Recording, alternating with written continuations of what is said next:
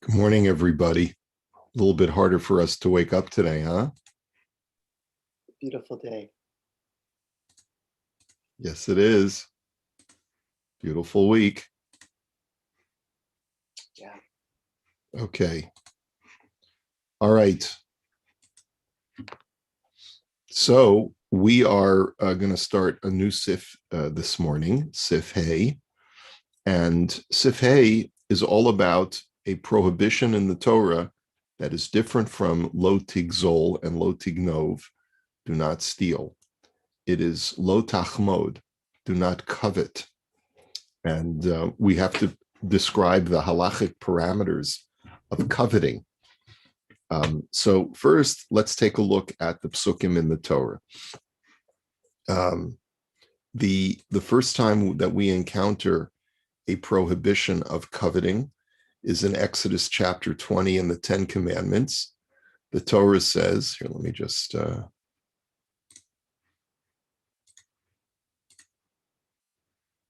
Torah says, everyone see the pasuk, lo tachmod beis re'echa, you shall not covet or desire the house of your fellow, lo sachmod eshes re'echa, do not desire the wife of your fellow, ve'avdo va'amaso v'sharo v'chamaro v'chol asher l're'echa, his slave, his handmaid, his ox, his donkey, or anything that belongs to your fellow. Now, that's the first time we encounter it in the Ten Commandments. There's a second version that we also encounter in Deuteronomy chapter 5, which is very similar, but here the language is a little bit different. V'lo tachmod eshes re'echa, and you shall not covet the wife of your fellow. And then the Torah uses a different verb. V'lo tit'aveh beit re'echa. You shall not desire the house of your fellow, sadehu, his field, ve'avdo va'amaso sharo v'chamaro, his male servant, his female servant, his ox and his donkey, v'chol asher l're'echa, and all that belongs to your fellow. The Medrash, commenting on this idea, says, lo sachmod eshes re'echa, o afilu chimud b'davar.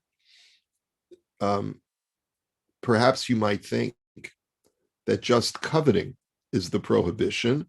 Talmud Omar, so comes along in the Medrash and says, I have another pasuk, just 2 chapters hence, in Deuteronomy chapter 7, which says as follows, Pisilei Elohehem tisrafun ba'esh. You shall burn the idols of the Canaanite nations in fire. Lo sachmod kesev v'zahav alehem. You shall not covet the gold and silver that is upon these idols, v'lo kachtolach, and take the gold and silver for yourselves. In other words, don't go into, Indiana Jones' Temple of Doom or whatever it is, and try to take the idolatrous gold and silver. Penti vakeshbo, because you may become corrupted thereby. Kiso avas Hashem elokecha, because it is an abomination to the Lord your God. Okay? So the Medrash looks at that pasuk and says, the prohibition is to desire the gold and the silver and to take it. Malahalan acha osamaisa, afkanami achu osamaisa. So what you see from here is when the Torah says lo tachmod, you are only in violation of lo tachmod if you carry through with your covet, with your desire. So desiring something in your heart does not fall under the category of lo tachmod eshes re'echa. You shall not covet your neighbor's wife. When do you violate coveting your neighbor's wife? When you instigate your neighbor to divorce his wife so that you can marry her. That's how you violate, you shall not covet, lo tachmod. Okay? So you have to actually carry through with action. But then the Medrash continues and it says, Uminayin shuhu muzar al hataiva shehi belev. And how do you know that even just the desire itself is also prohibited? Kidei shelo yavo lidei chimud, so that you don't come to the verb of chimud, which is coveting and acting upon it. Talmud lomar lo sisaveh beisreecha. That's why there are two verbs that are employed in Deuteronomy chapter 5. The first one is lo tachmod, and the second one is lo titaveh. And so the Medrash is telling us is that there are two actual prohibitions. Tachmod is when you desire something so much that you act upon that desire. And titaveh, from the word ta'ava, desire, is just a feeling it in your heart and desiring it. L'chayev al hata'ava bifnei atzma ve'al hachimud bifnei atzma. So that this means that you are liable for both prohibitions. One is lo tachmod, which you are only liable for, you've only violated it when you've acted upon it. And lo titaveh, you're liable for even without acting upon it. So therefore, there are two biblical prohibitions. Now, you may say to me, well, Rabbi, I understand coveting is prohibited by the Torah because you can, through your desires, you can behave in such a way that will be very destructive. You'll desire your neighbor's wife. You'll try to seduce her. You'll try to estrange her from her husband. You'll be a homebreaker. That I understand. That makes very good sense. But what if, like Frankie Valli said, my eyes adored you. Though I never laid a hand on you, my eyes adored you. Right? You remember that song? That was one of my songs from my childhood. Right? So I never acted upon it, but I coveted you. So how can you tell me, why is that prohibited? So what is the answer? Can anyone tell me the answer? There's a famous commentary of the Ibn Ezra on this prohibition. Does anyone know? Okay, so the Ibn Ezra says, he says, let me share with you a remarkable phenomenon.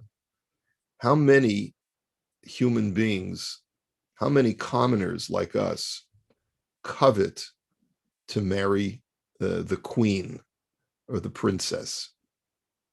He says a peasant never covets a woman who is so far above him in station and celebrity that he knows that there's never a possibility of him attaining that goal.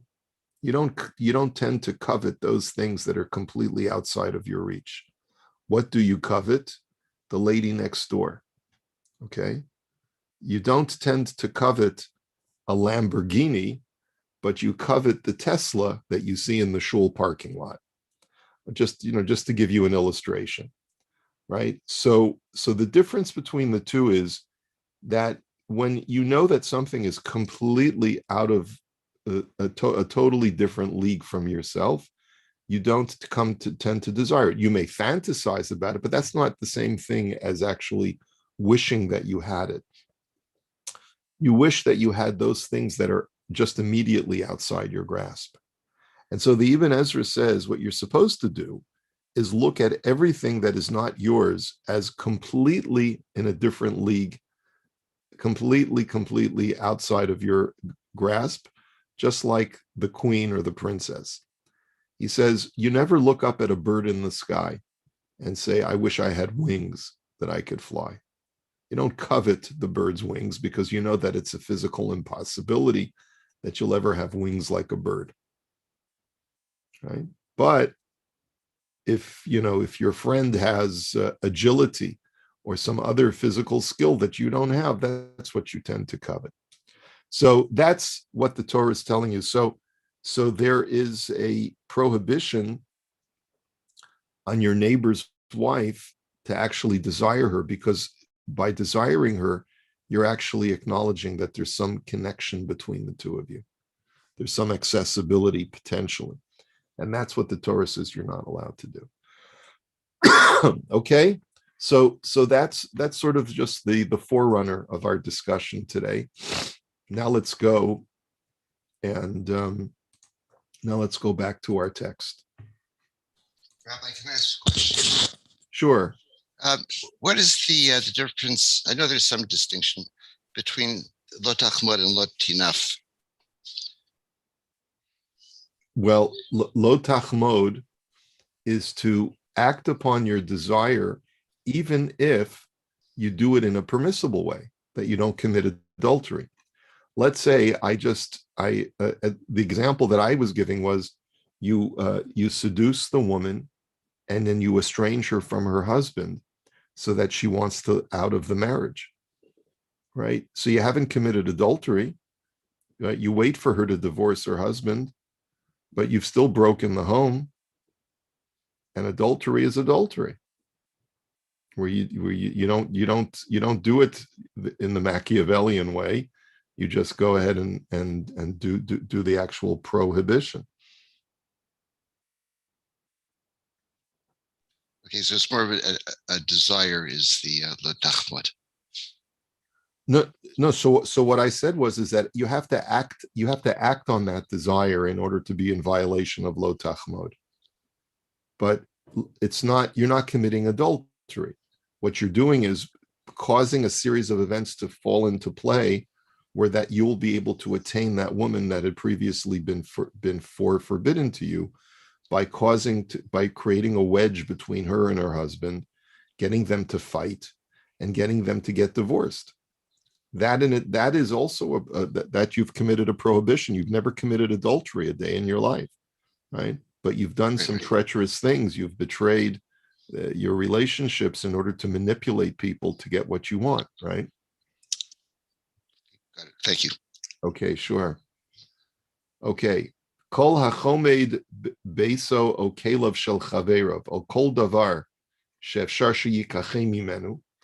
If a person covets the house or the utensils of his friend, or anything that is you could potentially acquire from him, rak she'ein bedaito lemochram, and the only problem is that your friend doesn't want to sell these things. In other words, we're dealing with a scenario where you go over to your friend one day and you say, you have an amazing lawnmower or an amazing car, and I'd like to buy it from you. And your friend says, I appreciate that, but I'm afraid it's not for sale. Okay, so that's where you should stop. There's been no violation yet. Okay, but then you covet it. You really, really want it. A beautiful painting in his house, a beautiful piece of art, whatever it is. And what you do is now you start the violation. V'hu hirba alav re'im, o shehiftzir bo ba'atzmo ad shemachram lo. Putting pressure on him, either by getting other people to convince him or to put pressure on him yourself, until he eventually sells it, hareza over below sachmod. That's a violation of you shall not covet. Ve'ena over belav zeh ad sheyikach hachefetz shechamad. And you're not in violation until you actually attain the object that you coveted, that you knew he didn't want to part with, but you made him, you put so much pressure on him that he eventually relented. Okay, so that's a violation of lo tachmod.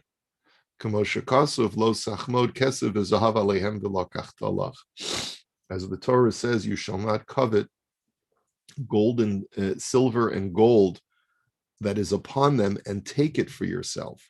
So, right, so that pasuk indicates that the final act of taking it is the basis for the prohibition.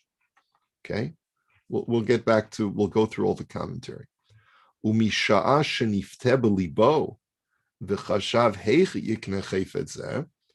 But that said, the moment that you start to really, really desire it, and you start thinking of different ways of how you can acquire it, avar below tit aveh, then even though you haven't acted upon it yet, you are still in violation, but a different violation. You're not in the violation of lo tachmod, you're in violation of lo tit aveh.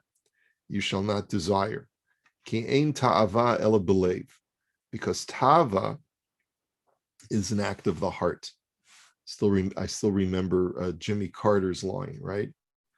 You guys remember Jimmy Carter's line from the 1970s, that he said that he was asked if he had ever committed adultery. I think is what the report, he says, I've only committed adultery of the heart, right? Which was a very honest statement, but it was a different world back then, right? He says, but there's a progression here. And the reason why the Torah forbids even tava of the heart is because that brings to chimud, that brings you to act upon your covetousness. V'hachimud mevili de gezel, and chimud brings eventually for you to steal. Because if you know that you can always have your way, as long as you put enough pressure on people, you'll eventually circumvent the pressure and you'll just steal it. V'hagezel mevili de shvichus damim, and stealing will eventually lead you to murder because you'll totally disregard other people's property to the point where you say, listen, it's more important for me to have this than that person to live. In other words, there's a progressive corruption that takes place within an individual. And therefore, halamadata, shahamit avel shel chavero over belav echad, v'hakoneh davar shehatayva shehit ava behefzer shehifzer bo. He says, so you learn from here that the desire in your heart is one biblical violation, and then acquiring it, that which you desired through, and you acquired it through pressure, obevakasha mimenu, or with requesting it from your friend, bein al yedei atzmo, bein al yedei acherim, whether the pressure was put on to him by yourself or by you got others to do it for you, hareza over bishnei lavin. So you will have violated two prohibitions. One is the first one being taiva, and the second one being chimud. Lakach ne'emar lo tachmod velo titaveh. And that's why both verbs appear in that pasuk in Sefer Devarim Perek Hey, where the second set of 10 commandments are listed, to teach you that there's two separate prohibitions. Okay, so that's the whole seif. Now we'll look at the Imrei Yaakov. Okay, we'll just get started today.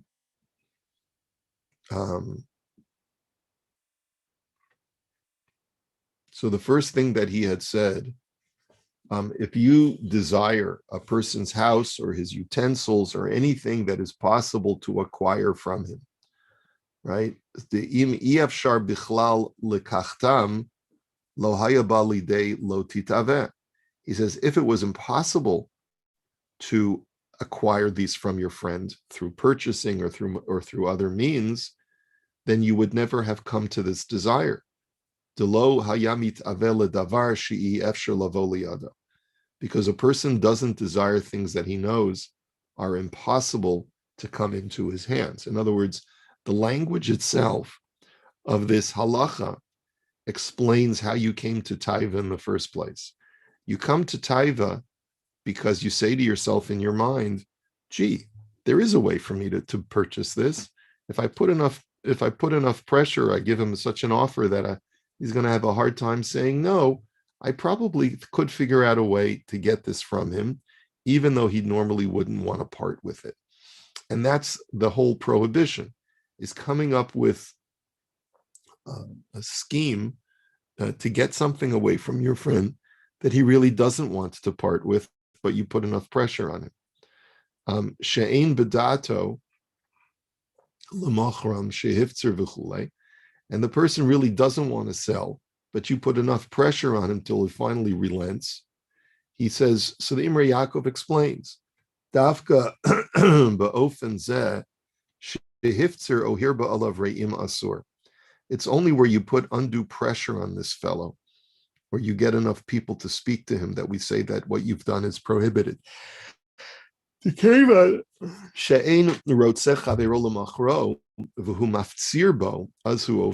says, because your friend doesn't want to sell and you're putting pressure on him, that's what makes you in violation.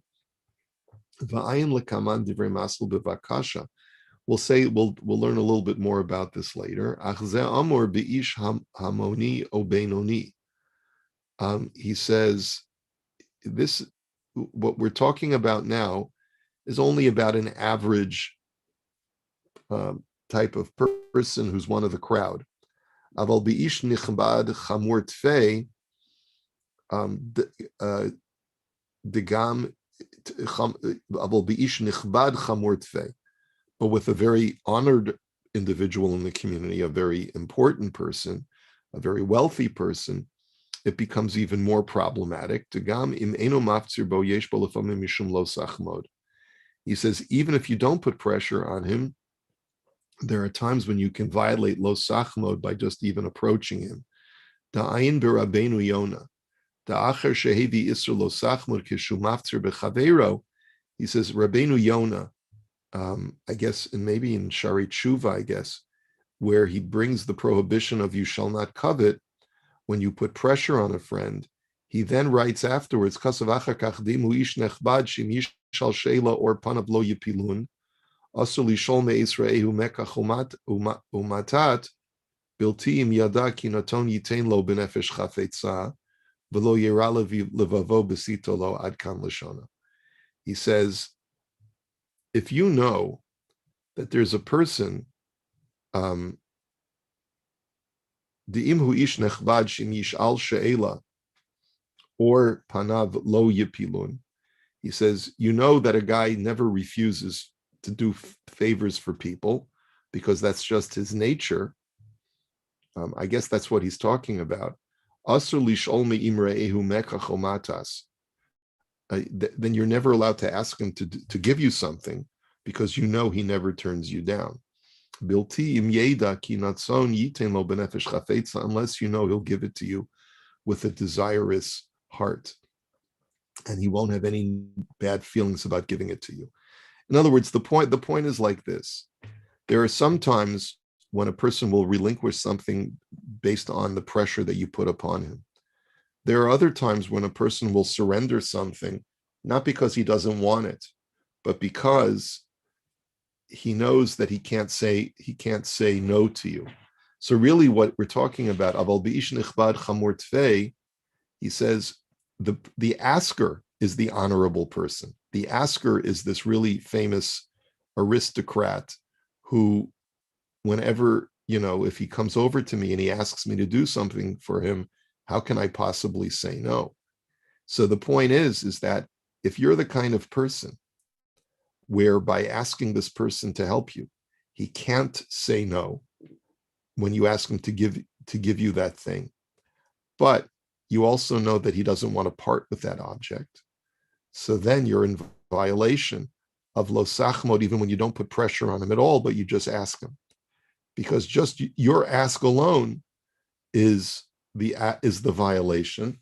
Because if you're the kind of person that people don't say no to, and you say to him, I'd love to have your, that beautiful piece of art that's on your mantelpiece. Tell me how much I can pay you for it. And he's going to say, well, how can I say no to this man, So then that's also a violation of lo sachmod. Okay.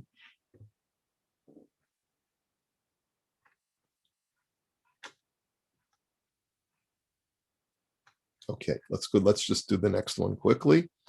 You're not in violation until you actually purchase or acquire the item.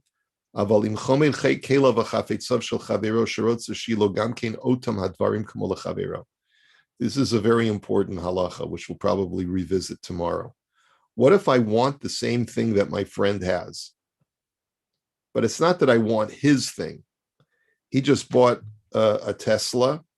I would like to buy a Tesla too. So it's not that I want his Tesla. I want a Tesla.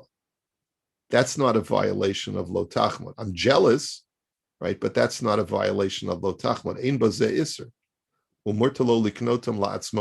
So you haven't committed any violation, as long as you can always buy one yourself, right? That's not the violation of lo tachmod. It's only lo tachmod if he has something unique and I want his item. The ha'isr shel lo tachmod hu dafka ba'ofen zeh shekasav harav. Dahainu shehu chomed kelev shel chaveru mapsir bo sheyimkar lo.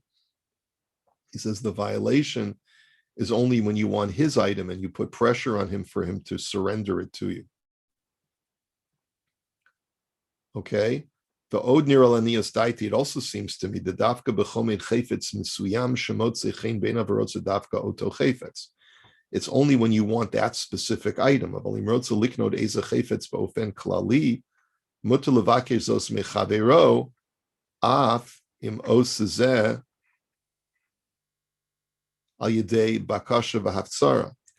He says, if you want your friends a particular item that you would like to buy, and you know that your friend can help you acquire it, or to help you buy it, that you're also allowed to do, even though he's reluctant to help you for whatever reason.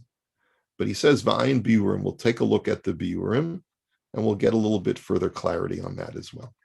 And this is where I'll have to hold it today. I got to run. So have a good day. We'll continue this discussion, Mitzvah Shem, tomorrow.